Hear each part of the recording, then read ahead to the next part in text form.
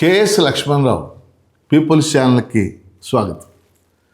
ప్రతి శనివారం current affairs కార్యక్రమం రాత్రి 8 గంటల నుండి 9:30 గంటల ఈ కార్యక్రమానికి మీ అందరికీ స్వాగతం. కరెంట్ అఫైర్స్ కార్యక్రమం మన ఛానల్లో నిర్వహిస్తున్న ఈ కార్యక్రమం ఎంతో ఆదరణ పొందింది. అనేక మంది తమ పిల్లలు కుటుంబంతో కూర్చుని ఈ కార్యక్రమాన్ని చూస్తున్నామని చెప్పేసి వారందరూ కూడా చెప్పడం జరిగింది. మీకు తెలిసిన వారికి ఈ కార్యక్రమం గురించి చెప్పండి, వాళ్ళతో సబ్స్క్రైబ్ చేయండి, ఈ కార్యక్రమాన్ని ప్రోత్సహించండి అని చెప్పేసి హృదయపూర్వకంగా కోరుతూ ఉన్నాను. ఈరోజు ప్రధానమైనటువంటి ఒక అంశాన్ని మనం తీసుకోబోతా ఉన్నాం. కరెంట్ అఫైర్స్లో భాగంగా దీన్ని ఒక చర్చ చేయబోతా ఉన్నాం. నిన్న మద్రాసులో అంటే చెన్నై మద్రాసులో దక్షిణాది జోనల్ కౌన్సిల్ సమావేశం జరిగింది. దక్షిణాది జోనల్ కౌన్సిల్ అంటే భారతదేశంలో కేంద్ర రాష్ట్ర సంబంధాల్లో భాగంగా ఒక 5 జోనల్ కౌన్సిళ్ళు పనిచేస్తూ ఉంటాయి. ఉత్తరాది జోనల్ కౌన్సిల్, దక్షిణాది జోనల్ కౌన్సిల్, పశ్చిమ zonal council, central zonal council, తూర్పు జోనల్ కౌన్సిల్. ఒక్కొక్క జోనల్ కౌన్సిల్లో ఆ ప్రాంతంలో ఉన్నటువంటి రాష్ట్రాలు సభ్యులుగా ఉంటాయి. ఈ కౌన్సిల్ సమావేశమై ఆయా రాష్ట్రాలు ఎదుర్కొంటున్నటువంటి సమస్యలను చర్చిస్తాయి. ఖచ్చితంగా కేంద్ర హోంశాఖ మంత్రి ఈ సమావేశాలకు ఇచ్చేసి ఆయన అధ్యక్షత వహిస్తూ ఉంటారు. అటువంటి జోనల్ కౌన్సిల్ సమావేశం, దక్షిణాది జోనల్ కౌన్సిల్ సమావేశం 2 రోజుల క్రితం చెన్నైలో జరిగింది. ఆ జోనల్ కౌన్సిల్ సమావేశాలకి ఆంధ్రప్రదేశ్ ముఖ్యమంత్రి చంద్రబాబు నాయుడు, అలాగే తెలంగాణ ముఖ్యమంత్రి గారు ఆబ్సెంట్ అయ్యారు. ఆయన స్థానంలో మల్లు భట్టి విక్రమార్క వారు హాజరయ్యారు రేవంత్ రెడ్డి గారి స్థానంలో. అలాగే విజయ్ తమిళనాడు ముఖ్యమంత్రి, అలాగే కర్ణాటక ముఖ్యమంత్రి శివకుమార్, కేరళ ముఖ్యమంత్రి సతీశన్, వీళ్ళందరూ కూడా హాజరయ్యారు. అక్కడ అనేక విషయాలు చర్చించారు. మనం ఈరోజు మాట్లాడుకోదలుచుకున్నటువంటి అంశం ఏంటంటే, ఈ జోనల్ కౌన్సిల్ సమావేశం సందర్భంగా ఆంధ్రప్రదేశ్ ముఖ్యమంత్రి శ్రీ చంద్రబాబు నాయుడు గారు ఆంధ్రప్రదేశ్ విభజన చట్టంలో ఇచ్చిన హామీలని అమలు చేయండి అని కేంద్ర హోంశాఖ మంత్రి అమిత్ షా గారికి విజ్ఞప్తి చేశారు. ఆంధ్రప్రదేశ్ విభజన చట్టంలో ఇచ్చిన హామీలు అమలు చేయండి అని ఆయన విజ్ఞాపన చాలా కాలం తర్వాత ఈ విజ్ఞాపన చేశారు. కాబట్టి ఈరోజు మనం ఆంధ్రప్రదేశ్ విభజన చట్టం, ఎందుకంటే ఏపీ గురించి వాళ్ళు మెయిన్గా మనం డిస్కస్ చేయబోతున్నాం. ఆంధ్రప్రదేశ్ విభజన చట్టం అంటే ఏమిటి, అందులో మనకిచ్చినటువంటి ముఖ్యమైన హామీలు ఏమిటి, గౌరవ ముఖ్యమంత్రి గారు అమలు చేయమని కోరినటువంటి హామీలు ఏమిటి, ఈ అంశాలు కొన్ని ఈరోజు కరెంట్ అఫైర్స్లో భాగంగా మీతో కలిసి నేను డిస్కస్ చేయబోతా ఉన్నాను. మొట్టమొదటి అంశం 2014 ఫిబ్రవరి మార్చిలో ఆంధ్రప్రదేశ్ని విభజించాలి, ఉమ్మడి ఆంధ్రప్రదేశ్ తెలంగాణగా విభజించాలనే నిర్ణయం కేంద్ర ప్రభుత్వం తీసుకుంది. ఎందుకంటే అంతకుముందు చాలా ఉద్యమాలు జరిగినాయి, అదంతా కూడా పాత చరిత్ర మీ అందరికి కూడా తెలుసు. ఆ బిల్లు మీద ఫిబ్రవరి మార్చి నెలల్లో చర్చ జరిగింది. అప్పటికి కాంగ్రెస్ పార్టీ అధికారంలో ఉంది. డాక్టర్ మన్మోహన్ సింగ్ ఆయన అప్పుడు ప్రధానమంత్రిగా ఉన్నారు. అప్పుడు రాజ్యసభ నాయకుడిగా, ప్రతిపక్ష నాయకుడిగా వెంకయ్య నాయుడు గారు ఉన్నారు. సో ఆ చర్చ సందర్భంగా మొదటి అంశం ఇప్పుడు మీకు చెప్పబోతా ఉన్నాను. ఆ చర్చ సందర్భంగా డాక్టర్ మన్మోహన్ సింగ్ ఇచ్చినటువంటి ఒక హామీ ఏంటంటే, ఆంధ్రప్రదేశ్ విభజన వల్ల అంటే విడిపోవటం వల్ల నష్టపోతున్నది కాబట్టి, నష్టపోతున్నదని ఎందుకు చెప్పాడు ఆయన, హైదరాబాద్ నగరం పెద్ద ఆదాయం వచ్చేటటువంటి నగరం తెలంగాణకు ఉండిపోతుంది, ఆంధ్రప్రదేశ్కి రాజధాని కూడా ఉండదు, నష్టపోతుంది. కాబట్టి డాక్టర్ మన్మోహన్ సింగ్ ఆ రోజున హౌస్లో ఇచ్చినటువంటి హామీ ఏంటంటే, ఆంధ్రప్రదేశ్కి ప్రత్యేక హోదా ఇస్తాం, స్పెషల్ స్టేటస్ కేటగిరీ ఇస్తాం. ప్రత్యేక హోదా కనుక ఇచ్చినట్లయితే అనేక లాభాలు జరుగుతాయి, ఆంధ్రప్రదేశ్కి పన్ను రాయితీలు ఉంటాయి, దీనివల్ల పెట్టుబడులు వస్తాయి, పరిశ్రమలు వస్తాయి, ఆంధ్రప్రదేశ్ అభివృద్ధి చెందుద్ది అని చెప్పేసి ఆ రోజు మన్మోహన్ సింగ్ గారు చెప్పారు. అప్పుడు వెంకయ్యనాయుడు గారు ప్రతిపక్ష నాయకుడు. ఆయన రాజ్యసభలో చర్చ సందర్భంగా ఆయన ఏమన్నాడంటే, ప్రత్యేక హోదా కేవలం 5 ఏళ్ళు ఇవ్వటం అన్యాయం, అది ఇప్పటికి ఇంక ఇవ్వలేదు, ఇస్తామని మన్మోహన్ సింగ్ హామీ ఇచ్చాడు. ప్రత్యేక హోదా 5 ఏళ్ళు ఇవ్వటం అనవసరం, కనీసం 10 ఏళ్ళు ఇవ్వాలా అని చెప్పేసి ఆయన చాలా స్పష్టంగా వెంకయ్యనాయుడు గారు చెప్పారు. ఆ తర్వాత కాలంలో 2014 మేలో ఎన్నికలు జరిగినాయి. ఆ ఎన్నికల్లో కాంగ్రెస్ ఓడిపోయి మన్మోహన్ సింగ్ గారు తన పదవికి రాజీనామా చేసి 2014 మేలో జరిగినటువంటి ఎన్నికల్లో భారతీయ జనతా పార్టీ గెలుపొంది భారతీయ జనతా పార్టీ తరఫున నాయకుడిగా ఎన్నికైనటువంటి నరేంద్ర మోడీ గారు ఆయన ప్రమాణ స్వీకారం చేశారు. నరేంద్ర మోడీ గారు ప్రమాణ స్వీకారం చేసే నాటికే ఆంధ్రప్రదేశ్ విభజన చేయటానికి కావాల్సినటువంటి చట్టం ఆమోదం పొందింది, రాష్ట్రపతి ఆమోదం పొందింది. ఇక విభజన మాత్రమే జరగాల్సినటువంటి పరిస్థితి ఉంది.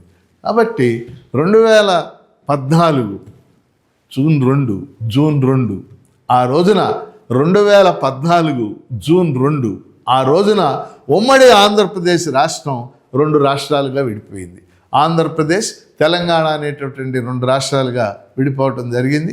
సో ఆ క్రమంలో అప్పటికే జరిగినటువంటి ఎన్నికల్లో ఆంధ్రప్రదేశ్ భాగంలో తెలుగుదేశం పార్టీ గెలుపొంది చంద్రబాబు నాయుడు గారు ముఖ్యమంత్రిగా ప్రమాణ స్వీకారం చేశారు. ఆ వైపు తెలంగాణ రాష్ట్ర సమితి గెలుపొంది కె చంద్రశేఖరరావు గారు ముఖ్యమంత్రిగా ప్రమాణ స్వీకారం చేశారు.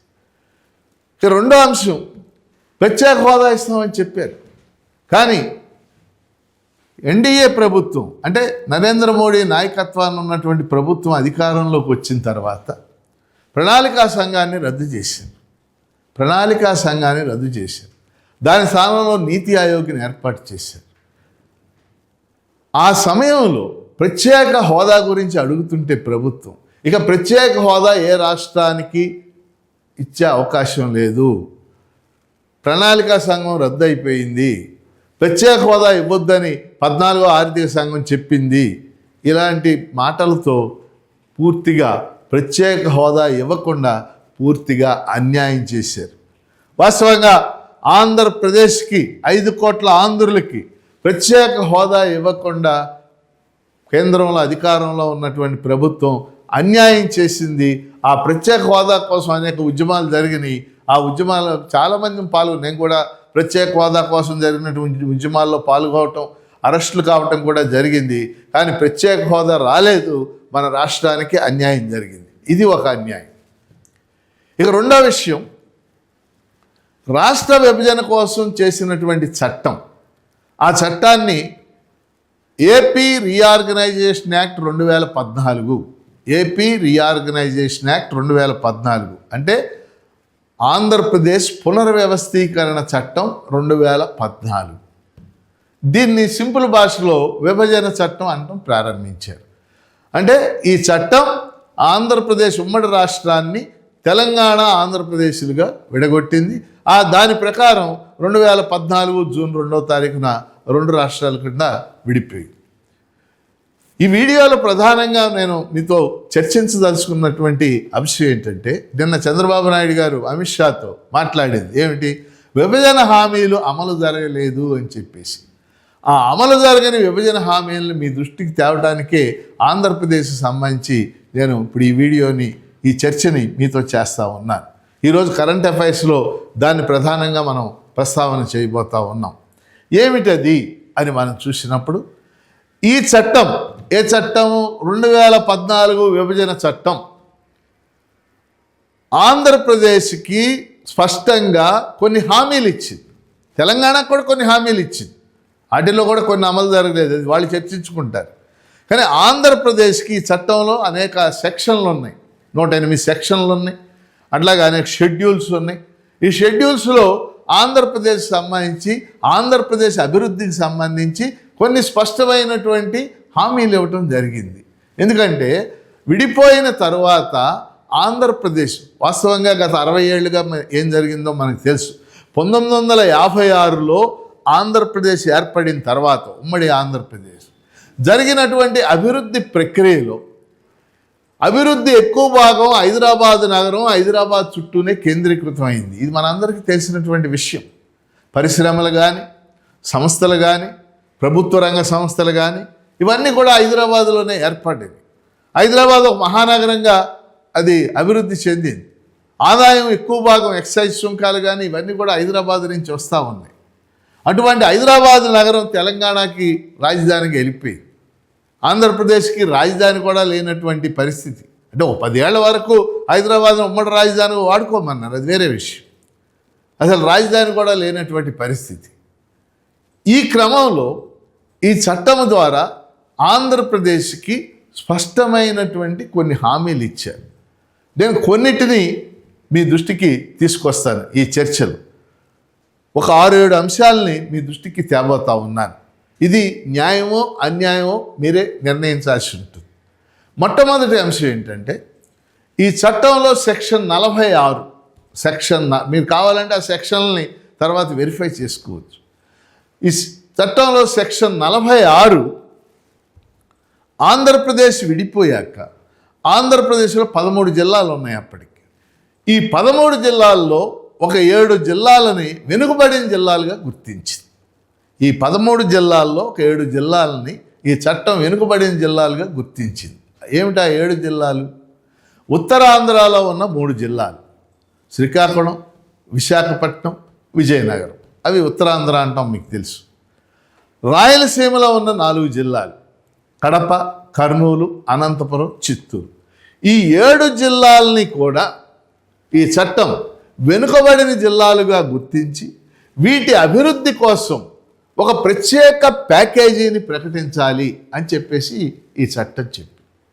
ప్రత్యేక నిధులు అందించాలి అని చెప్పేసి ఈ చట్టం చెప్పింది. కానీ వాస్తవంగా ఏం జరిగింది?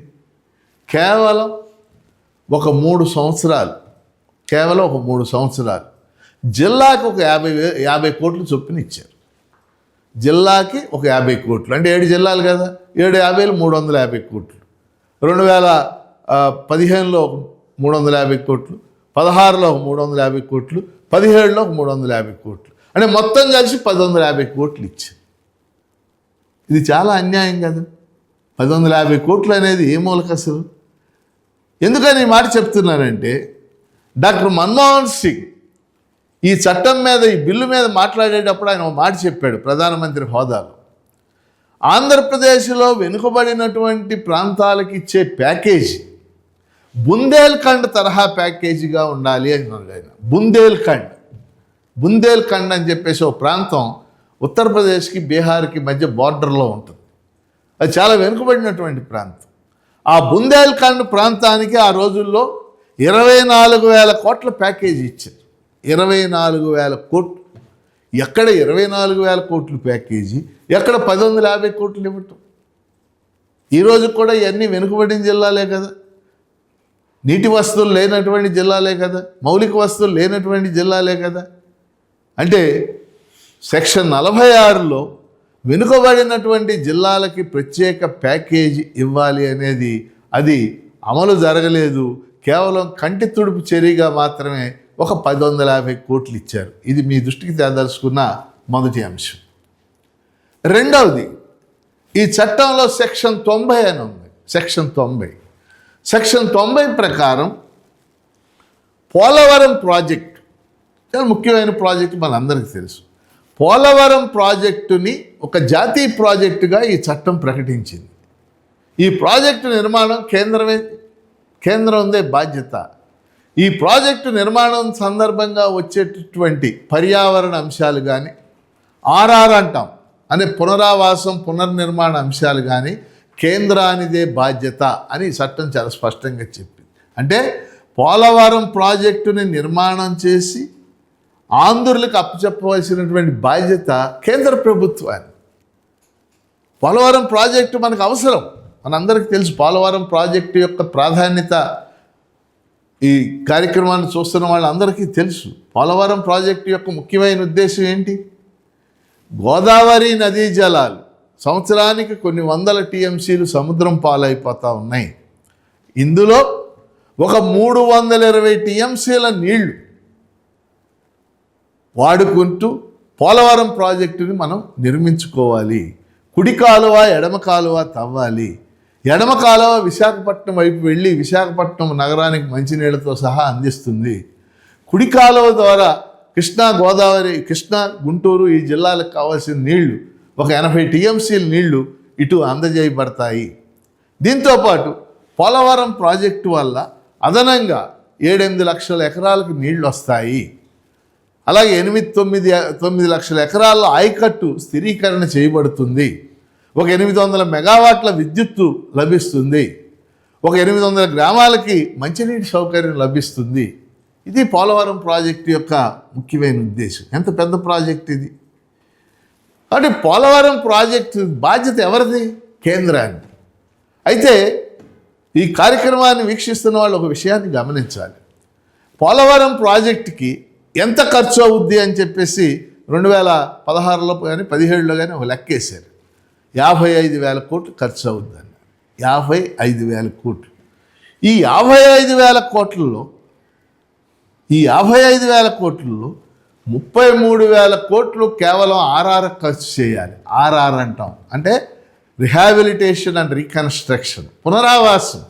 ఎందుకంటే పోలవరం ప్రాజెక్టు కనుక అనుకున్న పద్ధతిలో పూర్తి ఎత్తుతో కనుక అది నిర్మాణం జరిగితే సుమారు 1,05,000 కుటుంబాలు నిరాశ్రయులు అయిపోతారు. వాళ్ళు 1,05,000 కుటుంబాలు ఉంటున్నటువంటి గ్రామాలన్నీ కూడా మునిగిపోతాయి. వాళ్ళ ఇళ్ళు, వాళ్ళ ఇవన్నీ పొలాలు అన్నీ వదిలేసి రావాల్సి ఉంటుంది.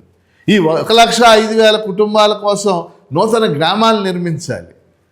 దానికోసం స్థలం కొనాలి, ల్యాండ్ ఎక్వైర్ చేయాలి, ఇళ్ళు నిర్మించాలి, బళ్ళు నిర్మించాలి, గుళ్ళు నిర్మించాలి. దీన్ని మనం పునరావాసం అంటాం. 33,000 కోట్ల పునరావాసానికి ఖర్చు చేయాలి. ఇప్పుడు పోలవరం ప్రాజెక్టు 2027 నాటికి అయిపోద్దని చెప్తున్నారు. అయిపోవటం అంటే ఏమిటి? అనుకున్న ఎత్తు 45 మీటర్ల ఎత్తు పెడితే పూర్తి చేయాలంటే పునరావాసం జరిగితేనే 1,05,000 కుటుంబాలకు అది పూర్తి అయినట్టు. లేకపోయినట్లయితే ఆ ప్రాజెక్టు పర్పస్ ఏమీ ఉండదు. కనుక ఇవాళ ఆ ప్రాజెక్టు నిర్మాణానికి పునరావాసానికి సంబంధం ఉంది. పునరావాసానికి ఇప్పుడు కేవలం 10,000 కోట్లు ఖర్చు చేశారు. ఇంకా 25,000 కోట్లు ఖర్చు చేయాలి అప్పుడు లెక్కల ప్రకారం. ఇప్పుడు ఇంకా పెరిగి ఉంటుంది. ఇది ఒక రాష్ట్ర ప్రభుత్వం భరించేటటువంటి అంశం కాదు. కనుక బాధ్యత ఎవరిది? కేంద్రాన్ని. కేంద్రం ఇప్పుడు పునరావాసం మాకు సంబంధం లేదని చెప్తున్నటువంటి పరిస్థితి. అందుకని సెక్షన్ 90 ప్రకారం పోలవరం ప్రాజెక్టుకు సంబంధించి కేంద్రం ఇప్పటికైనా స్పందించాలి, పునరావాసం పూర్తి చేయాలి. ఈ ప్రాజెక్టును పూర్తి చేస్తేనే ఆంధ్రప్రదేశ్ అనేక లక్షల ఎకరాళ్ళు నీళ్లు పొందటానికి అవకాశం ఉంటుంది, మంచినీరు పొందటానికి అవకాశం ఉంటుంది. ఇది రెండో అంశం. మొదటిది మీకు వెనుకబడిన జిల్లాలు చెప్పాను, ఇది పోలవరం. ఇక మూడో అంశం సెక్షన్ 94 సబ్సెక్షన్ 2 ఏం చెప్పినవి? సెక్షన్ 94 ఆంధ్రప్రదేశ్కి నూతన రాజధాని నిర్మించాలి. వాస్తవంగా ఈ చట్టంలోనే నిపుణుల కమిటీ నియమించమని ఉంది. నిపుణుల కమిటీ వేశారు. శివరామకృష్ణన్ కమిటీ అయిన కమిటీ వేశారు. శివరామకృష్ణన్ కమిటీ రాష్ట్రం అంతా తిరిగి ఆ నివేదికని అప్పుడు అధికారంలోకి వచ్చినటువంటి చంద్రబాబు నాయుడు ప్రభుత్వానికి సమర్పించింది. సరే, ఆ నివేదికలో ఏముంది, అది వేరే చర్చ, దాని జోలికి వెళ్ళటం లేదు. కానీ ఒక రాజధాని కావాలి మనకి. వాస్తవంగా ఆంధ్రప్రదేశ్కి, ఆంధ్రాకి ఎంత అన్యాయం జరిగిందో మన అందరికీ తెలుసు. ఒకప్పుడు మనం మద్రాసు రాష్ట్రంలో ఉండేవాళ్ళు. ఆంధ్ర రాష్ట్రం 1953 అక్టోబర్ 1న ఏర్పడిన తర్వాత ఆ రోజున కర్నూలు రాజధాని, గుంటూరులో హైకోర్టు పెట్టారు. సరే, కర్నూలు అనుకున్నాం. 56లో ఆంధ్రప్రదేశ్ అయ్యాక రాజధాని హైదరాబాద్కి వెళ్ళింది. హైదరాబాదు తెలంగాణతో కనెక్ట్ అయిపోయింది, తెలంగాణలో భాగం అయిపోయింది, మన అందరికీ తెలుసు. అంటే రాజధానిగా నేను చెప్పేది, భూభాగంగా అది తెలంగాణలోనే ఉంది. కాబట్టి కొత్తగా రాష్ట్రం విడిపోయాక, ఉమ్మడి రాష్ట్రం, ఆంధ్రప్రదేశ్కి రాజధాని లేదు. కాబట్టి రాజధాని నిర్మాణం చేయాలి. అందుకని సెక్షన్ 94లో ఏం చెప్పారంటే, రాజధాని నిర్మాణానికి అనగా అని రాశారు. అది అనగా రాజ్భవన్, సచివాలయం, శాసనసభ, శాసన మండలి, కార్యాలయాలు వీటన్నిటి నిర్మాణానికి కేంద్రం సహాయం అందించాలి అని చాలా స్పష్టంగా రాయబడింది. ఎంత సహాయం చేశారు? వాస్తవంగా చంద్రబాబు నాయుడు గారు మొదటిసారి ముఖ్యమంత్రిగా ఉన్నప్పుడే రాజధాని నిర్మాణానికి ఎంత ఖర్చు అవుతుందని ఆయన ఒక నివేదిక పంపించాడు కేంద్రానికి. 47,500 కోట్లు ఎస్టిమేషన్ వేసి ఏది అప్పుడు. ఇప్పుడు ఆ 47,500 కోట్లు ఇప్పుడు లెక్కేస్తే 70,000 కోట్లు. ఎందుకంటే కాస్ట్ పెరుగుతూ ఉంటుంది, నిర్మాణం ఏమి పెరుగుతూ ఉంటుంది మీ అందరికీ తెలుసు.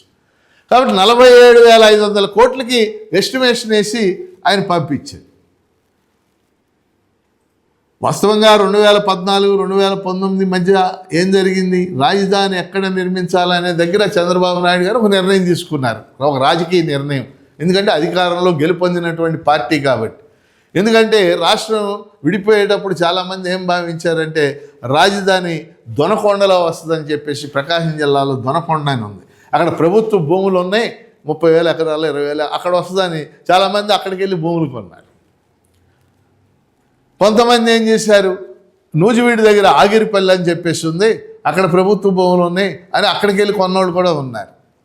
కానీ చంద్రబాబు నాయుడు గారి ప్రభుత్వం రెండు రాజకీయ నిర్ణయాలు చేసింది. ఏమిటా రాజకీయ నిర్ణయం? రాజధానిని ఇటు తుళ్ళూరు, తాడేపల్లి, మంగళగిరి ఈ ప్రాంతంలో ఉన్నటువంటి ఒక 29 గ్రామాల్లో చేద్దాం. అదేవిధంగా రాజధాని నిర్మాణానికి భూ సమీకరణ చేద్దాం. వాస్తవంగా భూ సేకరణ అని చట్టం ఉంటుంది, ల్యాండ్ ఎక్విజిషన్ అంటాం. భూ సేకరణ చేయకుండా భూ సమీకరణ అంటే ల్యాండ్ పూలింగ్. రైతుల దగ్గర భూములు తీసుకుని ఈ తీసుకున్న దానికి వాళ్ళకి ఎకరానికి ఒక కమర్షియల్ ప్లాటు, అలాగే ఒక రెసిడెన్షియల్ ప్లాటు వీటిని డెవలప్ చేసి ఇద్దామని చెప్పేసి ఒక నిర్ణయం చేశారు. ఆ విధంగా 29 గ్రామాలని గుర్తించి 33,000 ఎకరాలని భూ సమీకరణ చేశారు. అయితే 2014-19 మధ్య చేసింది ఏంటంటే 2015లో ప్రధానమంత్రి చేత శంకుస్థాపన చేసినప్పటికి కూడా కేవలం తాత్కాలికమైనటువంటి ఒక 5 భవనాలు కట్టారు. తాత్కాలిక రాజధాని పేరుతో ఒక 5 భవనాలు ఇప్పుడు ఉన్నాయి మనకు. Block 1, block A, block B, block C, block D, ఇట్లా ఇప్పుడు 5 భవనాలు ఉన్నాయి, మనందరికీ తెలుసు. అంతవరకే చేశారు. ఇక్కడ చెప్పదలుచుకుంది ఏంటంటే రాజధాని నిర్మాణం అది ఎక్కడ చేయాలనేది రాజకీయ రంగంలో ఉన్న వాళ్ళ ఇష్టం. ఎందుకంటే ఎవరు అధికారంలో ఉంటే వాళ్ళు నిర్ణయిస్తారు. తర్వాత జగన్మోహన్ రెడ్డి గారు వచ్చి నాకు ఇష్టం లేదు ఇక్కడ 3 రాజధానులు అన్నాడు. ఆ బిల్లుని అనేక మంది వ్యతిరేకించాం, ఆయన ఓడిపోయాడు. ఆయన ఓడిపోవడానికి ప్రధానమైన కారణాల్లో రాజధాని ఇష్యూ కూడా ఒకటి. మళ్ళీ ఇప్పుడు చంద్రబాబు నాయుడు గారి కూటమి ప్రభుత్వం వచ్చి ఇక్కడ అనేక భవనాలు ఇప్పుడు నిర్మాణం చేస్తూ ఉన్నారు. ఇక్కడ విషయం ఏంటంటే మరి ఈ నిర్మాణానికి ఎవరు సహాయం చేయాలా? చట్టం ప్రకారం సహాయం అంటే ఊరకే సహాయం కాదు. విభజన చట్టం ప్రకారం ఇదన్నిటిని నిర్మించాలని చట్టమే చెప్పింది కదా. దానికి 47,500 కోట్లు ఇవ్వాలని ఎస్టిమేషన్ వేశారు కదా. కేంద్రం ఏమి ఇచ్చింది? మొదట్లో అవి ఒక 1000 కోట్లు గుంటూరులో డ్రైనేజ్ నిర్మాణానికి, విజయవాడ డ్రైనేజ్ నిర్మాణానికి ఇచ్చారు. అప్పట్లో ఒక 500 కోట్లు రాజధాని కోసం ఇచ్చారు. అదొక్కటే. ఈ రోజున ఏమంటుంది కేంద్రం? రాజధాని నిర్మాణానికి మేము ప్రపంచ బ్యాంకు నిధులు ఇప్పిస్తాం, ఏషియన్ డెవలప్మెంట్ బ్యాంకులు నిధులు ఇప్పిస్తాం 15,000 కోట్లు. కానీ అది రుణం తప్పితే గ్రాంట్ కాదు. రుణం గ్రాంట్ అంటే ఏంటి? మనం తిరిగి చెల్లించక్కర్లేదు. రుణం అంటే మళ్ళీ మనం చెల్లించాలి. ఇప్పుడు మనం చెల్లించే అప్పులు తీసుకుంటున్నాం రాజధాని నిర్మాణాన్ని. ఇప్పుడు జరుగుతున్న నిర్మాణాలన్నీ అప్పులతో జరుగుతుంది. వరల్డ్ బ్యాంక్ దగ్గర, ఏషియన్ డెవలప్మెంట్ బ్యాంక్ దగ్గర, అలాగే కేంద్ర సంస్థలు ఉంటాయి కొన్ని, హడ్కో అని ఉంటుంది, హడ్కో ఇలాంటి సంస్థల దగ్గర అప్పులు తెచ్చి ఇప్పుడు ఆ నిర్మాణాలు జరుగుతున్నాయి. కానీ చట్టం అది చెప్పలేదే మనకి. చట్టం ఏం చెప్పింది? కేంద్రం సహాయం చేయాలని చెప్పింది. ఏం సహాయం చేసింది ఇప్పుడు కేంద్రం? ఇది అన్యాయం కదా. న్యాయమే మీరు చెప్పండి. కేంద్రం సహాయం చేయాలి కదా, ఎవరు అధికారంలో ఉన్నప్పటికి కూడా. కానీ కేంద్రం రాజధాని నిర్మాణానికి కూడా ఏమి సహాయం చేయలేదు. ఇది 3వ ముఖ్యమైనటువంటి అంశం. ఇప్పటికి మీకు 3 పాయింట్స్ చెప్పాను. చాలా ఉన్నాయి ఈ చట్టంలో, కొన్నింటినీ మీ దృష్టికి తెస్తున్నా. వెనుకబడిన జిల్లాల అభివృద్ధికి తగిన సహాయం చేయలేదు.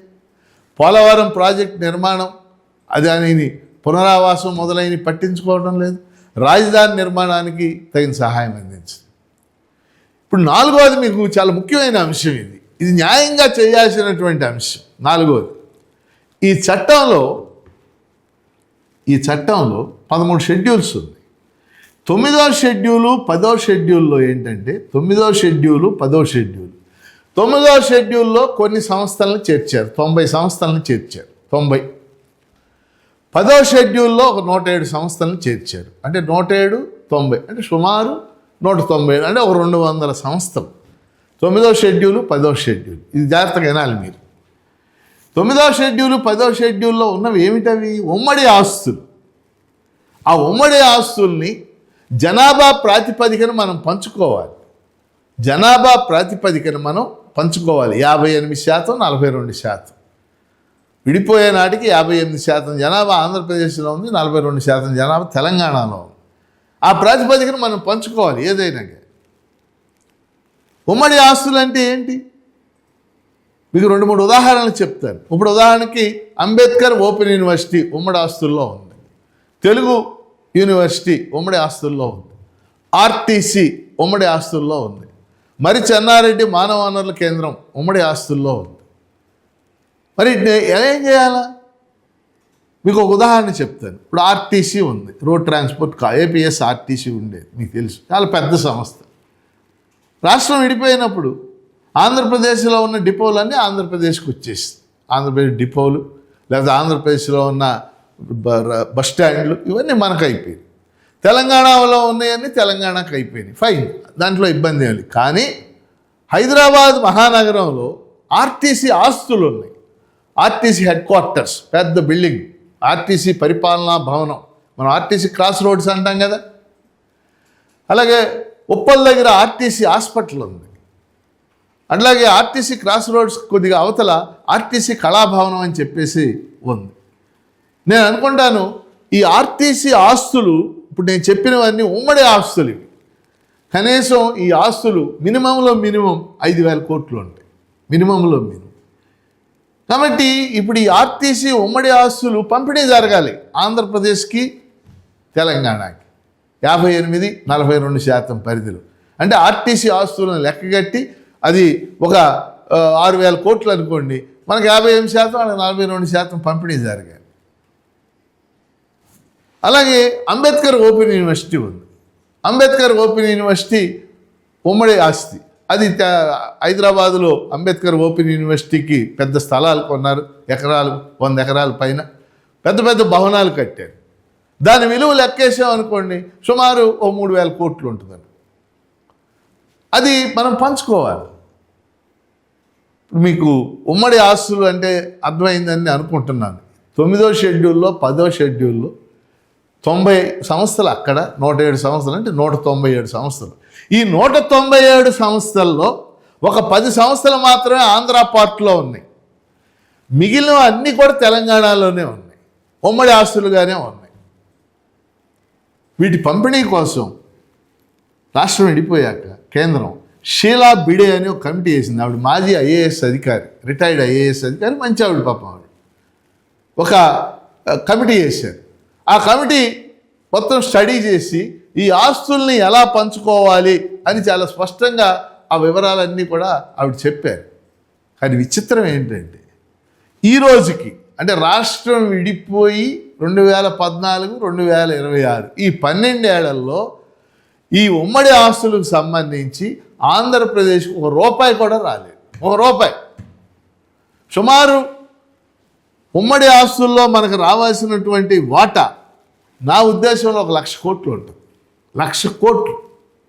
కానీ ₹1 కూడా రాలేదు. ఎవరు దీనికి కారణం? వీటిని దీన్ని బాధ్యతగా పంపిణీ చేయాల్సినటువంటి బాధ్యత కేంద్రానికి ఉందా లేదా? కేంద్రం మీద ఒత్తిడి తేవాల్సినటువంటి బాధ్యత రాష్ట్రంలో అధికారంలోకి వచ్చిన వాళ్ళు, మొదట్లో చంద్రబాబు నాయుడు గారు, తర్వాత జగన్మోహన్ రెడ్డి గారు, తర్వాత మళ్ళీ వీళ్ళ మీద ఉందా లేదా? ఇప్పుడు నిన్న ఇచ్చినటువంటి మెమోరాండంలో అమిత్ షాకి చంద్రబాబు నాయుడు గారు 9, 10 షెడ్యూల్లో ఉన్న ఆస్తుల పంపిణీ గురించి కూడా మీరు తీసుకోవాలి. ఇప్పుడు ఆంధ్రాభవన్ కూడా అంతే. అక్కడ ఆంధ్రాభవన్కి సంబంధించి అక్కడ కూడా ఆస్తులు పంపిణీ జరగాల్సి ఉంటుంది. ఎందుకంటే అప్పుడు ఆ భవన్లో ఎక్కువ భాగం ఇప్పుడు తెలంగాణ కింద ఉంది. మనకు కొన్ని గదులు కేటాయించారంటే ఢిల్లీలో ఆంధ్రప్రదేశ్ భవన్ అని ఉంటుంది, మీలో చాలామందికి తెలిసేది. మరి ఇది అన్యాయమా? న్యాయం. 9-10 షెడ్యూల్స్లో ఆంధ్రప్రదేశ్ చాలా తీవ్రంగా నష్టపోయింది అనేది నేను మీ అందరి దృష్టికి కూడా తీసుకొస్తా ఉన్నాను. ఇది 4వ అంశం. మొదటి అంశం వెనుకబడిన జిల్లాలకి న్యాయం జరగకపోవడం. రెండో అంశం రాజధానికి సంబంధించినటువంటి అంశాలు. మూడవది పోలవరానికి సంబంధించిన అంశాలు.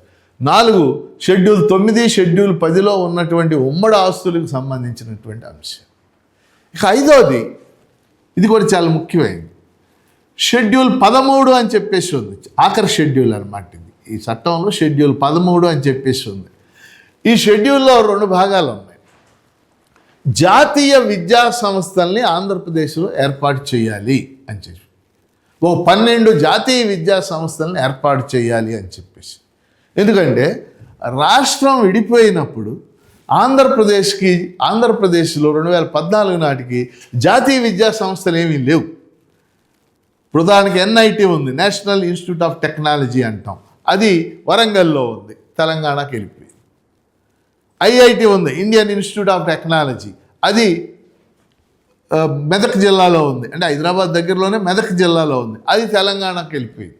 అంతేకాదు హైదరాబాద్ మహానగరంలో కేంద్ర ప్రభుత్వ ఆధ్వర్యంలో ఉండేటటువంటి 30-40 పరిశోధనా కేంద్రాలు ఉన్నాయి. పెద్ద పెద్ద కేంద్రాలు అవి, చాలా పెద్ద జాతీయ స్థాయి ప్రెస్టేజ్ కలిగినటువంటి పరిశోధనా సంస్థలు అవి. 2 ఉదాహరణలు చెప్తాను మీకు.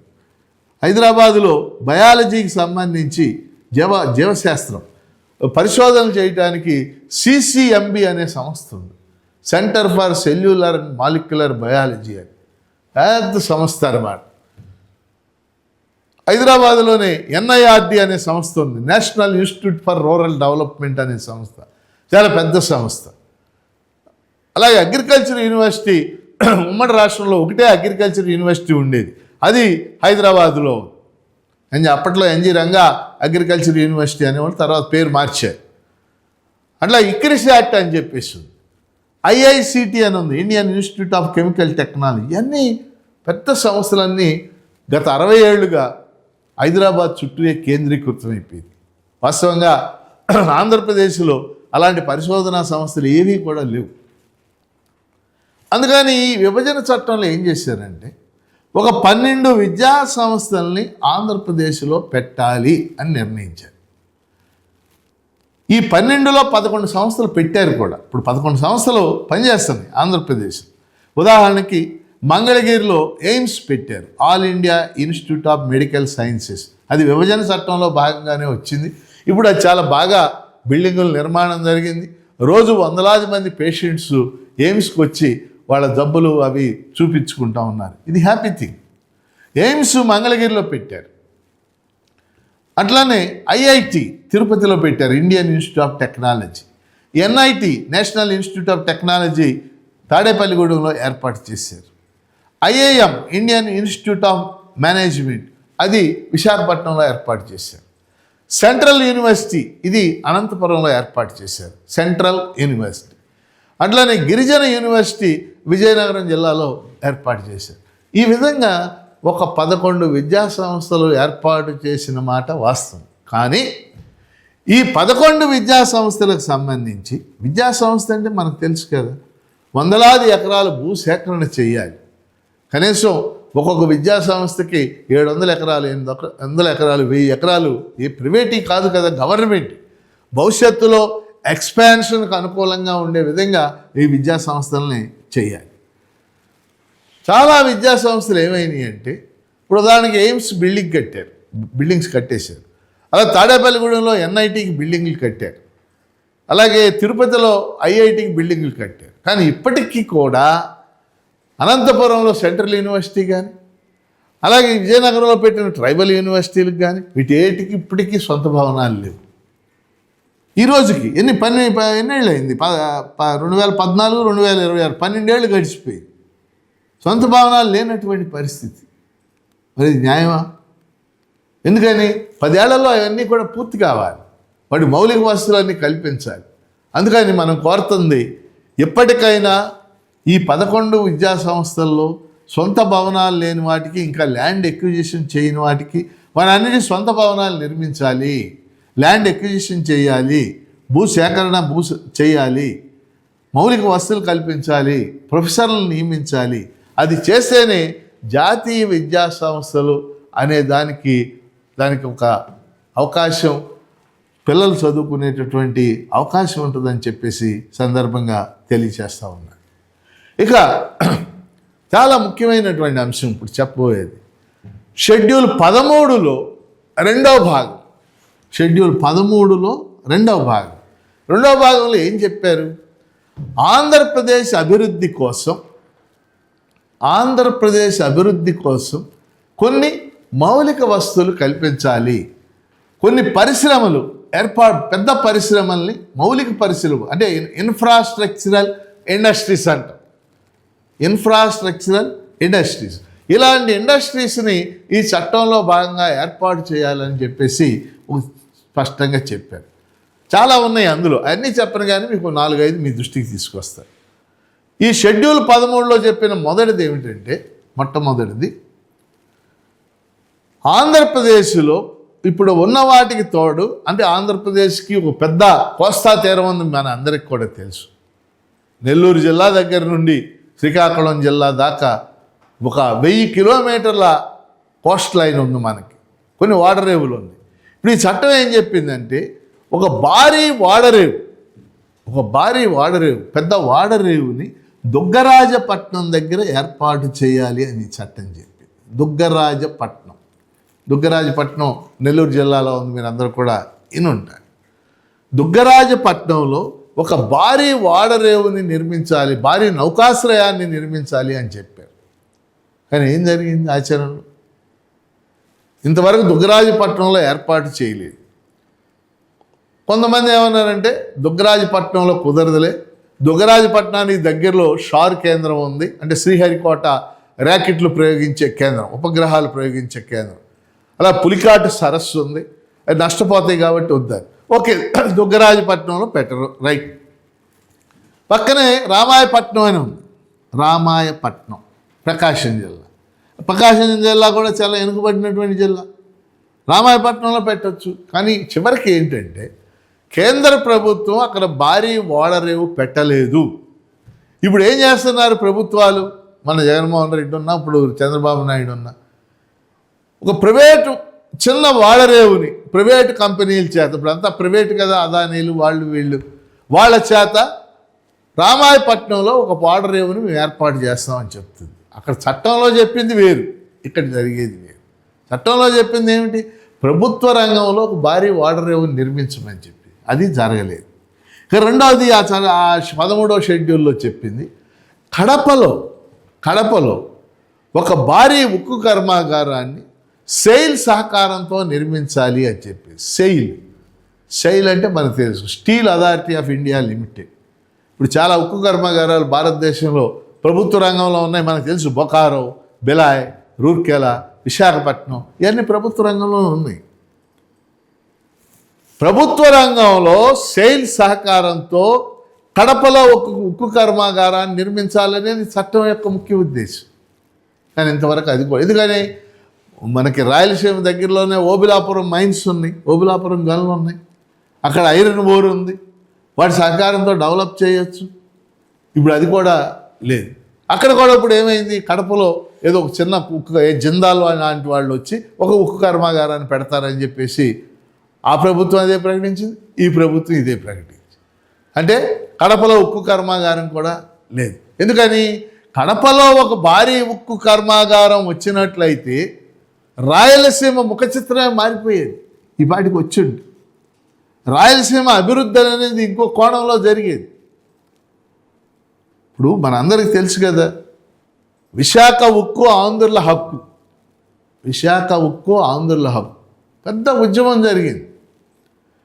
ఉక్కు కర్మాగారం విశాఖపట్నంలో కూరమన్నపాలెం అని చెప్పేసి అక్కడ ఉంటుంది.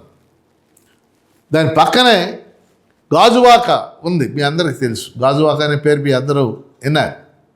ఒకప్పుడు గాజువాకలో ఏమీ లేదు, చిన్న ఊరేది. కానీ ఈరోజు గాజువాక ఆంధ్రప్రదేశ్లో అత్యధిక తలసరి ఆదాయం ఉన్నటువంటి మండలాల్లో గాజువాక, అచ్యుతాపురం గాజువాక అంత డెవలప్ కావడానికి కారణం ఏంటి? ఉక్కు కర్మాగారం. అక్కడ అనేక ఇండస్ట్రీస్ రావడానికి కారణం ఏంటి? ఉక్కు కర్మాగారం. ఇవాళ గాజువాకే ఒక పట్టణం, మహానగరంలాగా అయిపోయింది విశాఖపట్నంతో పాటు.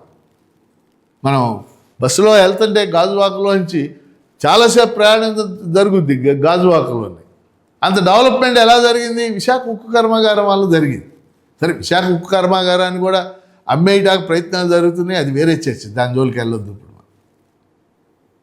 అంటే ఒక పెద్ద ఉక్కు కర్మాగారం వస్తే ఆ నగర అభివృద్ధిలో ఎంత మార్పు వస్తుంది అనే దానికి విశాఖపట్నం ఒక ఉదాహరణ, గాజువాక ఒక ఉదాహరణ. మనం ఆశించింది కడపలో అటువంటి పెద్ద ఉక్కు కర్మాగారం రావాలని, కానీ ఆచరణలో అక్కడ చిన్న ప్రైవేట్ కర్మాగారం జిందాల్ వాళ్ళతో పెట్టించడానికి ఇప్పుడు ప్రయత్నం. ఉక్కు కర్మాగారం పెట్టేసాం, ఉక్కు కర్మాగారం ఏ ఉక్కు కర్మాగారం ఎవరిది అది? అందుకని దుగ్గరాజపట్నంలో భారీ వాటర్ రేవు లేదు, అలాగే కడపలో భారీ ఉక్కు కర్మాగారం లేదు. మూడోది ఏంటి ముఖ్యమైనది చెప్పింది? రైల్వే జోన్ ఏర్పాటు చేయాలి. మనకి రైల్వే జోన్ అంతా కూడా సౌత్ సెంట్రల్ రైల్వే విశాఖపట్నం కిందే, సికింద్రాబాద్ సౌత్ సెంట్రల్ రైల్వే అంటే సికింద్రాబాద్ దాని కిందే ఉండేది. చాలా కాలం దానికోసం మనం కొట్లాడాం. విభజన చట్టంలో చెప్పిన విధంగా రైల్వే జోన్ విశాఖపట్నంలో ఏర్పాటు చేయాలి. ఎట్టికేలకు ఈ మధ్య కదలికి వచ్చి విశాఖపట్నంలో రైల్వే జోన్ ఏర్పాటు చేస్తామని ఇప్పుడు ప్రస్తుతానికి ఆ ప్రయత్నాలు జరుగుతున్నాయి. మనందరికి కూడా తెలుసు ఆ విషయం. నాలుగో అంశం ఏంటి? ఒక ఆయిల్ రిఫైనరీ, ఒక గ్రీన్ ఫీల్డ్ ఆయిల్ రిఫైనరీ, పెద్ద ఆయిల్ రిఫైనరీని నిర్మించాలి. బహుశా కాకినాడలో, అక్కడ చెప్పకపోయినా, చట్టంలో డైరెక్ట్గా చెప్పకపోయినా కాకినాడలో నిర్మించాలనేది ఉద్దేశం. మరి ఇంతవరకు ఆయిల్ రిఫైనరీ నిర్మాణం జరగలేదు. ఐదో అంశం, ఇది కూడా చాలా ముఖ్యమైనది. చెన్నై నుంచి విశాఖపట్నం దాకా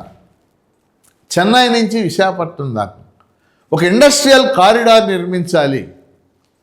ఒక పారిశ్రామిక కారిడార్ నిర్మించి అది వెళ్ళినంత దూరం కూడా పెద్ద పెద్ద పరిశ్రమలను నిర్మించాలి అని చెప్పేసి ఒకటి చట్టంలో చెప్పారు.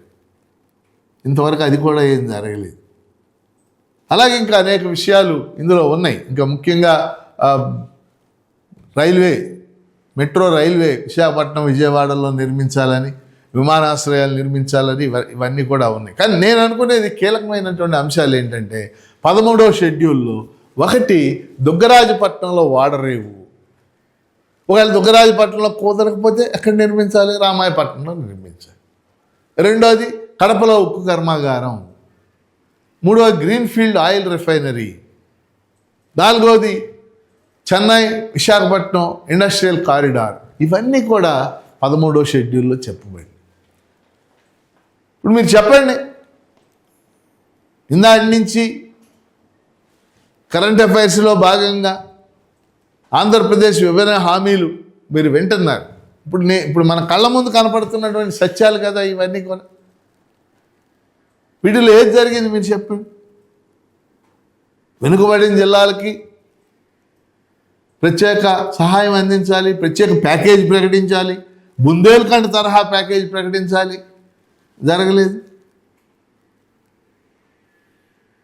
పోలవరం నిర్మాణం పునరావాసంతో సహా కేంద్రం భరించాలి. పునరావాసం ఇప్పుడు మాకు సంబంధం లేదంటుంది. పునరావాసం సంబంధం లేకపోతే ఈ ప్రాజెక్ట్ ఎప్పుడు పూర్తి అవుద్ది?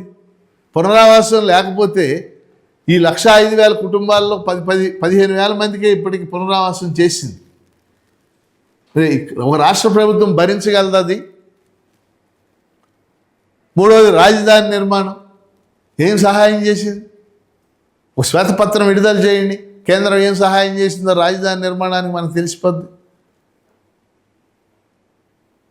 నాలుగో అంశం అన్నిటికంటే ముఖ్యమైనది 9-10 షెడ్యూళ్ళు. ఆ షెడ్యూళ్ళ ద్వారా మనకి ఉమ్మడి ఆస్తుల విభజన జరిగి మనం సుమారు కనీసం 1,00,000 కోట్లు అని నేను అన్నాను. కనీసం 60-70 కోట్లు రావాలి. 60-70 కోట్లు వస్తే మన రాష్ట్రానికి ఎంత ఉపయోగకరం. వచ్చినాయా? రాలేదు కదా. అలాగే జాతీయ విద్యా సంస్థలు వాటి మౌలిక వసతులు కల్పించాలి. కొన్నిటి కల్పించారు. అన్నిటికంటే ముఖ్యం షెడ్యూల్ 13లో ఇప్పుడు మనం చెప్పుకున్నటువంటి పరిశ్రమలు ఏవైతే ఉన్నాయో వాటి వల్ల ఏం జరగలేదు. వీటన్నిటితో పాటు ప్రత్యేక తరగతి హోదా, స్పెషల్ కేటగిరీ స్టేటస్, ఇందాక ఫస్ట్లో బిగినింగ్లో మీకు చెప్పాను. ప్రత్యేక తరగతి హోదా ఆ రోజుల్లో 60స్లో ప్రణాళికా సంఘం ప్రవేశపెట్టింది. ఏదైనా రాష్ట్రాలు ఇబ్బందులు ఎదుర్కొంటుంటే జనాభా రీచ్ కానీ కొండ ప్రాంతాల రీచ్ కానీ అటువంటి రాష్ట్రాలకు మేము ప్రత్యేక హోదా ఇవ్వచ్చు అని ప్రణాళికా సంఘం ఆ రోజు చెప్పింది. చాలా రాష్ట్రాలకు ప్రత్యేక హోదా ఉంది. ఇప్పుడు ఈశాన్య రాష్ట్రాలు ఉన్నాయి, అంటే నార్త్ ఈస్టర్న్ స్టేట్స్ అంటాం మనం, నార్త్ ఈస్టర్న్ స్టేట్స్. ఆ రాష్ట్రాల్లో చాలా రాష్ట్రాలకు ప్రత్యేక హోదా ఉంది. ప్రత్యేక హోదా ఇస్తామని మీరే చెప్పారు. అంటే మోడీ చెప్పకపోవచ్చు, మన్మోహన్ సింగ్ చెప్పాడు. ఇక్కడ వ్యక్తులు కాదు కదా. మన్మోహన్ సింగ్ అంటే prime minister of India, Modi prime minister of India. Prime minister post అనేది కంటిన్యూస్ ప్రాసెస్. ఈ ప్రైమ్ మినిస్టర్ ఇచ్చిన హామీని ఈ ప్రైమ్ మినిస్టర్ గౌరవించాలి కదా. గౌరవించలేదు. ప్రత్యేక తరగతి హోదా ఇవ్వలేదు. ప్రత్యేక తరగతి హోదా ఇస్తే ఏం జరిగేది? పన్నులు రాయితీలు వచ్చాయి. అలాగే నిధులు 90% కేంద్రం ఇస్తే 10% రాష్ట్రాలు భరించాల్సి వచ్చేది. ఇప్పుడు మన ఉదాహరణకి గ్రామీణాభివృద్ధి పథకం ఉంది. గ్రామీణాభివృద్ధి పథకం 90% మొన్నటిదాకా కేంద్రం భరించేది, 10% రాష్ట్రాలు ఇచ్చాయి. ఇప్పుడు దాన్ని 60-40 చేశారు. 60-40 అంటే 60% కేంద్రం ఇస్తుంది, 40% రాష్ట్రాలు భరించాలి. అదే ప్రత్యేక హోదా రాష్ట్రాలు అనుకోండి, 90% కేంద్రమే ఇవ్వాలి ఆ రాష్ట్రాలకి. అయితే సర్వశిక్షా అభియాన్ ఉంది. సర్వశిక్షా అభియాన్ 75% కేంద్రం భరించేది, 25% రాష్ట్రాలు భరించేవి. ఇప్పుడు అది 60-40 చేశారు. ఇప్పుడు అదే ప్రత్యేక హోదా ఉన్నటువంటి రాష్ట్రాలకైతే అది కూడా 90% కేంద్రమే భరించు. అలాగే పన్నుల పరిశ్రమలు వచ్చిందనుకో, పారిశ్రామికవేత్తలు పరిశ్రమలు పెడతామని చెప్పేసి ఆ రాష్ట్రానికి వచ్చారనుకోండి, వాళ్ళ పన్నుల రాయితీలు, ఎక్సైజ్ సుంకాలు, కస్టమ్స్ సుంకాలు, వీటన్నిటిలో కూడా రాయితీలు లభిస్తాయి వాళ్ళకి. మరి ఇలాంటివన్నీ ఉంటే, ప్రత్యేక హోదా ఇచ్చుంటే అనేక పరిశ్రమలు, ముఖ్యంగా రాయలసీమ జిల్లాలకి, వెనుకబడినటువంటి జిల్లాలకి పరిశ్రమలు రావడానికి అవకాశం ఉంది ఇవాళ పరిస్థితి. ఎందుకంటే ఇవాళ ఆంధ్రప్రదేశ్ ఇప్పుడున్నటువంటి పరిస్థితి, ప్రభుత్వాలు ఏం మాట్లాడినా, అధికారంలో ఉన్నవాళ్ళు ఏదేదో మాట్లాడుతూ ఉంటారు, వాళ్ళ మీడియాలో ఏదేదో రాయించుకుంటూ ఉంటారు. కానీ వాస్తవాలు ఏంటనేది మనకు ముఖ్యం. 2014లో రాష్ట్రం విడిపోయింది, ఇది 2026. ఈ 12 ఏళ్ళని చూస్తుంటే రాష్ట్రం ఏమనిపిస్తుంది మనకి? నెంబర్ 1, ఇప్పటికీ ఆంధ్రప్రదేశ్ పూర్తిగా వ్యవసాయక రాష్ట్రంగానే ఉంది. ఇప్పటికీ 62% జనాభా వ్యవసాయం మీద ఆధారపడి ఉన్నారు. ఇప్పటికీ నీటిపారుదల రంగం మీద రాష్ట్రం ఆధారపడి ఉంది. నెంబర్ 2, రాష్ట్రంలో ఒక విశాఖపట్నం నగరంలో మినహాయిస్తే ఇంకెక్కడా కూడా ఒక 1000 మంది పనిచేసే పరిశ్రమ ఒకటి కూడా లేదు. పారిశ్రామికీకరణ జరగాలి కదా రాష్ట్రం. పారిశ్రామికీకరణ ఎక్కడ ఉన్నాయి పరిశ్రమలు చెప్పండి మీరు? ఇది జిన్నింగ్ మిల్లులు, లేకపోతే ఇట్లాంటి కొన్ని సిమెంట్ ఫ్యాక్టరీలు, ఇలాంటివి తప్పితే పెద్ద పెద్ద మ్యానుఫ్యాక్చరింగ్ ఇండస్ట్రీస్. ఇప్పుడు తమిళనాడులో చూడండి, మనకి చెన్నై చుట్టూ అనేక మ్యానుఫ్యాక్చరింగ్ ఇండస్ట్రీస్ ఉంటాయి. కోయంబత్తూరులో ఎన్ని వందల పరిశ్రమలు ఉన్నాయో మనకు తెలుసు. సేలంలో ఉన్నాయి, తిరుపూర్లో ఉన్నాయి. మ్యానుఫ్యాక్చరింగ్ ఇండస్ట్రీ తమిళనాడులో ఎంత బలంగా ఉందో మనకు తెలుసు. కానీ ఈరోజు మన దగ్గర మ్యానుఫ్యాక్చరింగ్ ఇండస్ట్రీ ఏది అసలు? పోనీ ఐటీ రంగం ఏదన్నా డెవలప్ అయిందని ఆ హైదరాబాద్ని బెంగళూరులో వదిలిపెట్టి ఐటీ పరిశ్రమలు ఇక్కడికి వచ్చేటటువంటి పరిస్థితి మనకి కనపడటం. ఏదో చిన్న చిన్న పరిశ్రమలు 1, 2, 3 వస్తే రావచ్చు. దీంతో ఏమైంది? రాష్ట్రంలో అతిపెద్ద సమస్యగా అన్ఎంప్లాయ్మెంటు, నిరుద్యోగం అతిపెద్ద సమస్యగా ముందు వచ్చేస్తుంది. ఎందుకంటే ఇక్కడ ఇండస్ట్రీస్ లేవు, ఎంప్లాయ్మెంట్ జనరేషన్ లేదు, పెద్ద పెద్ద ఆఫీసులు లేవు, పెద్ద పెద్ద గవర్నమెంట్ సెక్టార్లో ఉండేటటువంటి పెద్ద పెద్ద ఆఫీసులు లేవు. దాంతో ఎంప్లాయ్మెంట్ జనరేషన్, అలాగే ఐటీ ఇండస్ట్రీ లేదు. ఎంప్లాయ్మెంట్కి ఈ రోజుకైనా ఓ పిల్లాడు ఇక్కడ బీటెక్ చదివాక ఎక్కడికి వెళ్ళాలంటే హైదరాబాద్ వెళ్తాం. హైదరాబాద్లో అమీర్పేట వెళ్ళి మైత్రి వనంలో నేర్చుకుని ఉద్యోగం పొందాలని భావిస్తున్నాడు. ఇక్కడ నేర్చుకోవడానికి ఎవరు ఇష్టపడతారు? ఎందుకంటే ఆంధ్రప్రదేశ్లో ఇప్పుడు ఈ డిస్కషన్లో పాల్గొంటున్న వాళ్ళు మీరు గమనించండి, మీ పిల్లలు కూడా ఉంటారు. ఆంధ్రప్రదేశ్లో ఇప్పుడు 280 ఇంజనీరింగ్ కాలేజీలు ఉన్నాయి, అనేక ప్రైవేట్ యూనివర్సిటీలు ఉన్నాయి, అనేక డీమ్డ్ టు బి ప్రైవేట్ యూనివర్సిటీలు ఉన్నాయి, ఒక 20 గవర్నమెంట్ యూనివర్సిటీలు ఉన్నాయి ప్రైవేట్ యూనివర్సిటీలు కాకుండా, ఒక 120 బి ఫార్మసీ కాలేజీలు ఉన్నాయి, ఒక 200 MBA MCA కాలేజీలు ఉన్నాయి. ఇవి కాకుండా సుమారు ఒక 800 డిగ్రీ కాలేజీలు ఉన్నాయి. వీటిల్లోంచి సంవత్సరం తిరిగేసరికి 3 లక్షల నుంచి 2.5 లక్షల నుంచి 3 లక్షల మంది పిల్లలు గ్రాడ్యుయేషన్ పూర్తి చేసి రోడ్ల మీదకి వస్తూ ఉన్నారు. వీళ్ళకి ఎంప్లాయ్మెంట్ కల్పించడం అనేది ఒక బృహత్తరమైనటువంటి అంశం. అంటే ప్రభుత్వ రంగంలో ఎంప్లాయ్మెంట్ కల్పించాలి, ప్రైవేట్ రంగంలో ఎంప్లాయ్మెంట్ కల్పించాలి, IT రంగంలో ఎంప్లాయ్మెంట్ కల్పించాలి, ఇండస్ట్రీస్లో ఎంప్లాయ్మెంట్ కల్పించాలి, అంటే ఇండస్ట్రియల్ గ్రోత్ ఉండాలి. మనం ఏం భావించామంటే అప్పట్లో, నేను కూడా 2014లో స్టేట్ విడిపోవటం ఇవన్నీ ఫాలో అయ్యాను కాబట్టి చెప్తున్నా. అప్పట్లో నేను ఏం భావించానంటే ఖచ్చితంగా మన రాష్ట్రానికి సంబంధించి ప్రత్యేక హోదా వస్తుంది అని హామీ ఇచ్చారు. ఆ ప్రత్యేక హోదా వల్ల పరిశ్రమలు వస్తాయి. ముఖ్యంగా వెనుకబడినటువంటి ప్రాంతాలు, రాయలసీమ జిల్లాలు, లేకపోతే ఉత్తరాంధ్ర జిల్లాలు, లేకపోతే ప్రకాశం జిల్లాలో, ఇప్పుడు ప్రకాశం జిల్లాలో దొనకొండ లాంటి ప్రాంతంలో ఇప్పటికి కూడా అనేక రకాలైనటువంటి ఇండస్ట్రియల్ క్లస్టర్స్ పెట్టడానికి మనకు అవకాశం ఉంది. అలాంటి క్లస్టర్స్ ఏమీ లేనటువంటి పరిస్థితి ఈరోజు. అందుకని ఆ ప్రత్యేక హోదా వస్తే అన్నీ వస్తాయని నేను భావించాను. అట్లాగే విభజన చట్టం అమలు చేస్తారు ఈ ప్రభుత్వం, కేంద్రంలో అధికారంలోకి వచ్చినటువంటి ప్రభుత్వం అని మనందరం కూడా భావించాం. కానీ కేంద్రంలో అధికారంలోకి వచ్చినటువంటి 3 సార్లు గెలిచారు. వాడు 3 సార్లు గెలిచినప్పటికి కూడా ఆంధ్రప్రదేశ్కి సంబంధించి ఒక స్పష్టమైనటువంటి అభివృద్ధికి ఒక రోడ్ మ్యాప్ తయారు చేయటం కానీ, ఈ చట్టాన్ని ఇలా అమలు చేస్తామని చెప్పడం కానీ చేయలేదు. అధికారంలోకి వచ్చిన పార్టీలు కూడా 2014, 19 కానీ, 19, 24 కానీ, 24 ఇప్పుడు కానీ అధికారంలోకి వచ్చిన పార్టీలు కూడా కేంద్రం మీద ఒత్తిడి తెచ్చేటటువంటి పరిస్థితులు లేవు. అది వాస్తవం, మన అందరికీ తెలిసినటువంటి విషయం.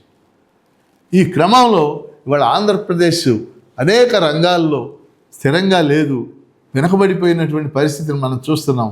ముఖ్యంగా పెద్ద ఎత్తున నిరుద్యోగ సమస్య ఎదుర్కొంటున్నాం.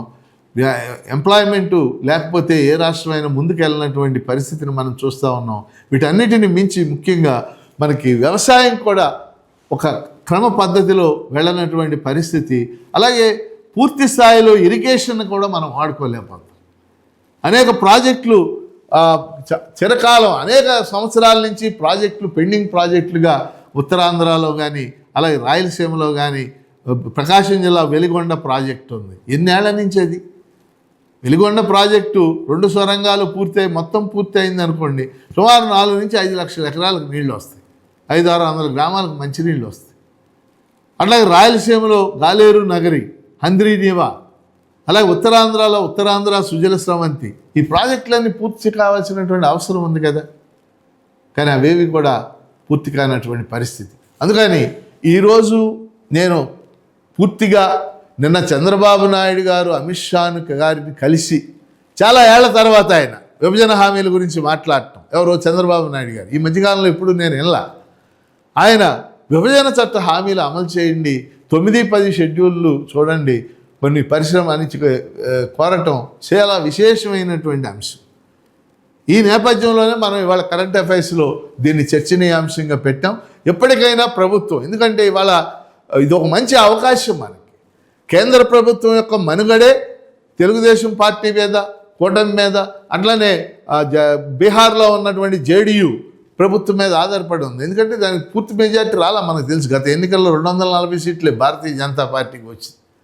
ఈ 2 పార్టీలు మద్దతు ఇచ్చిన తర్వాత మాత్రం వాళ్ళు ప్రభుత్వాన్ని ఏర్పాటు చేయగలిగారు. ఇది ఒక సదావకాశం కదా కేంద్రం మీద ఒత్తిడి తేవటానికి. కాబట్టి కేంద్రం మీద కూటమి ప్రభుత్వం ఒత్తిడి తేవాలంటే కూటమి ప్రభుత్వం మీద మనం ఒత్తిడి తేవాలి. మనం అంటే ప్రజలు. ఏమిటి రాష్ట్రానికి సంబంధించి మీ వ్యూహం ఏంటి, అభివృద్ధి వ్యూహం ఏమిటి?